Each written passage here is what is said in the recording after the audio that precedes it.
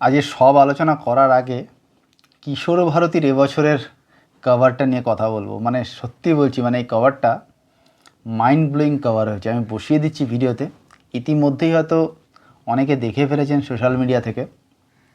বহু লোকজন, লেখক লেখিকারা, এছাড়া পত্রভারতীর অফিসিয়াল পেজেও শেয়ার হয়েছে।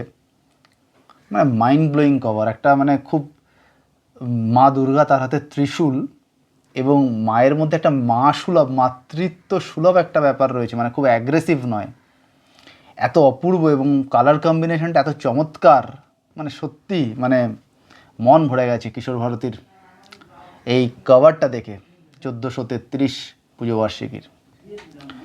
তো এই হলো মোটামুটি ভিডিওটা শুরু করা। আজকে আমি 4টে পুজোবার্ষিকী নিয়ে কথা বলবো, কিন্তু তার মধ্যে একটা নিয়ে খুব বেশি বিশ্লেষণ করা যাবে না, কিন্তু হ্যাঁ সেটারও যা যা পাওয়া গেছে সেগুলো আমি বলে দিচ্ছি, কারণ এটার পুরো ডিটেলটা এখনও আসেনি।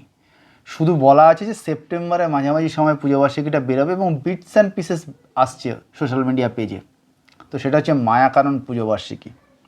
তো মায়াকানন পুজোবার্ষিকীর টেসলা নিয়ে একটা 83 বছর আগের ঘটে যাওয়া একটা ঘটনা নিয়ে উপন্যাস থাকবে। এটা হচ্ছে রসওয়েল রহস্য যে ধাতের উপন্যাস, আশা করা যায় একই কায়দার উপন্যাস, এবং এটা ভালো হবে।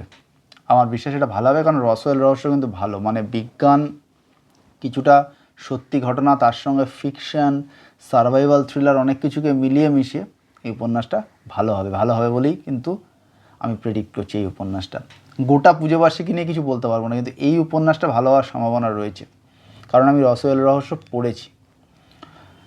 তো এটার নাম তো কিছু জানা যায়নি, কিন্তু একটা পোস্টার পাওয়া গেছে, সেটা বসিয়ে দিচ্ছি এই ভিডিওতে।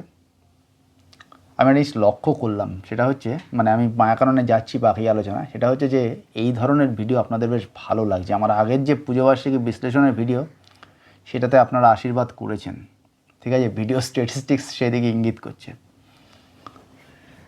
এই ভিডিওটি নিয়ে আরও অনেক কিছু বলবো, কিন্তু মায়াকাননে আরেকটা বিষয় বলি, সেটা হচ্ছে মিলন গাঙ্গুলি, লেখক মিলন গাঙ্গুলির আফ্রিকায় অ্যাডভেঞ্চার নিয়ে একটা উপন্যাস থাকতে চলেছে।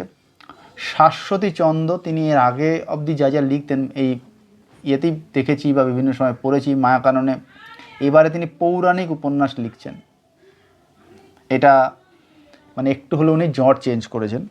এছাড়া শিশির বিশ্বাস ভালো লেখেন, উনি কিশোর ভারতীতেও লেখেন, উনি একটা ভয়ের উপন্যাস লিখছেন, এটাও ভালো লেগেছে, মানে ভালো হওয়ার সম্ভাবনা রয়েছে। তো এই হচ্ছে মায়াকানন সম্বন্ধে যা আপডেট পাওয়া গেল, সেগুলো আপনাদের দিয়ে দিলাম।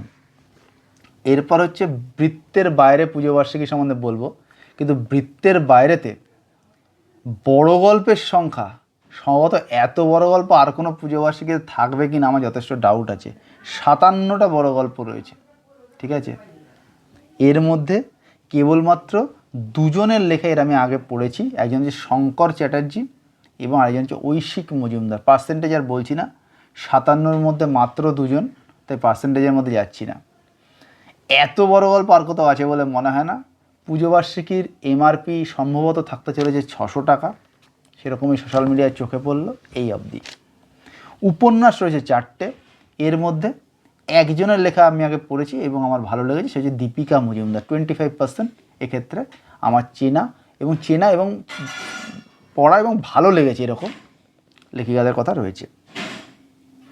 এরপর এখানে 2টো অনুবাদ লেখা রয়েছে এবং সাসপেন্স এবং সাইফাই মিলিয়ে 6টা উপন্যাস রয়েছে। তো এই হলো মোটামুটি এখানকার ব্যাপারে বলার। এরপরে হচ্ছে আমি চলে যাব আজকাল পুজোবার্ষিকী নিয়ে। তো আজকাল নিয়ে কথা বলার আগে বলি যে আমি ডিসাইড করেছি এই ধরনের ভিডিও, যেগুলোকে আমি বলছি ইউটিলিটি ভিডিও, কারণ আপনারা আমায় বলছেন আপনাদের রেসপন্স থেকে, যেটা হচ্ছে এখন লোক দেখবে, তারপরে 1 মাস পরে আর কেউ দেখবে না এই ভিডিওগুলো। তাই এই ভিডিওগুলোতে আমি সিদ্ধান্ত নিয়েছি কোনো রকম কালার এডিট বা কিছু করব না, র ভিডিও আপলোড করব। দেখি আপনারা কীরকম রেসপন্স করেন, কারণ সেটা কোনো দরকার নেই, ওই পরিশ্রমটার কোনো দরকার নেই, কারণ ভিডিওটা পরে আর কেউ দেখে না। যাই হোক, আজকালে 3টে উপন্যাস রয়েছে, তার মধ্যে একটা উপন্যাস আমি, মানে একজন লেখকের লেখা আমি এর আগে পড়েছি এবং ভালো লেগেছে। তিনি হচ্ছেন দীপারুণ ভট্টাচার্য, যার দ্বীপ প্রকাশনার মহুয়া বা ম্যাজিক হলেও সত্যি, এই ধরনের জিনিসগুলো আমি পড়েছি, ঠিক আছে। 33% এক্ষেত্রে। আর গল্পে 20 জন লেখক, তার মধ্যে 4 জনের পড়েছি 20%। সেই 4 জন লেখকের নাম হচ্ছে অমর মিত্র, স্বপ্নময় চক্রবর্তী, হিমাদ্রি কিশোর দাশগুপ্ত, দীপান্বিতা রায়। তাহলে এই হচ্ছে আজকাল পুজো বার্ষিকী আমি যা দেখলাম কুইক গ্লান্সে। এবং এখানে রূপকথা বিষয়ক একটা লেখা থাকবে, সেটা কি আমি জানি না, লেখক হচ্ছেন প্রচেত গুপ্ত। এটাও ইন্টারেস্টিং লেগেছে, তাই আপনাদের সঙ্গে একটু শেয়ার করে নিলাম। এরপর হচ্ছে ট্রেন্ড পুজো বার্ষিকী। ট্রেন্ড হচ্ছে কেতাবি প্রকাশনার পুজো বার্ষিকী, ঠিক আছে। তো ট্রেন্ডে আমি দেখলাম নন ফিকশানে এই প্রথম, এই বছর যা যা পুজো বার্ষিকী আমি দেখছি তার মধ্যে এই প্রথম কোনো পুজো বার্ষিকী যারা নন ফিকশানকে খুব প্রায়োরিটাইজ করেছে, খুব গুরুত্ব দিয়েছে। তো এদের দেখলাম আমি একটা টপিকে বা একটা থিমের 6টা প্রবন্ধ থাকবে নন ফিকশান। বাঙালির বেশভূষার বিবর্তন, এটা নিয়ে 6টা প্রবন্ধ। এরপর ভ্রমণ থাকবে 2টো, এরপর রসনা সাহিত্য থাকবে 1টা লেখা, মনে হচ্ছে খাওয়া দাওয়া নিয়ে নন ফিকশান হতে চলেছে সম্ভবত।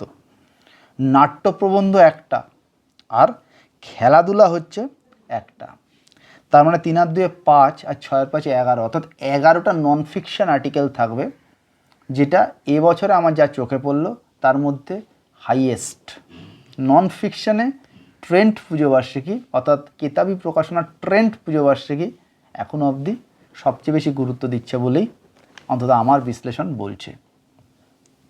এইবার হচ্ছে যথারীতি গল্পে এখানে 11 জন লিখছেন, তার মধ্যে একজনের আমি চিনি, তার মানে প্রায় 10%। সে নিজে সমজা দাস, এছাড়া কারোর লেখা আমি এর আগে পড়িনি।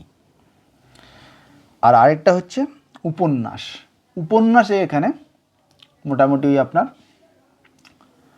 7 জন নয়, সরি ভুল বললাম, 4 জন লিখছেন, 4টে উপন্যাস আছে, তার মধ্যে একজনের লেখাই আমি আগে পড়েছি এবং আমার ভালো লেগেছে, অর্থাৎ 25%, সেটা হচ্ছে বিনোদ ঘোষাল। এই হচ্ছে মোটামুটি পুজো বার্ষিকীগুলো নিয়ে মোটামুটি কথা বলা। আপনাদেরকে অনুরোধ করব আমার এই আনএডিটেড ভিডিও কেমন লাগলো একটু জানাবেন, আমি অপেক্ষায় থাকবো। আমার এই ভিডিও ভালো লাগলে যথারীতি একটা থামস আপ, চ্যানেল ভালো লাগলে সাবস্ক্রাইব। দেখা হবে পরের ভিডিও, ততদিন ভালো থাকবেন, টাটা।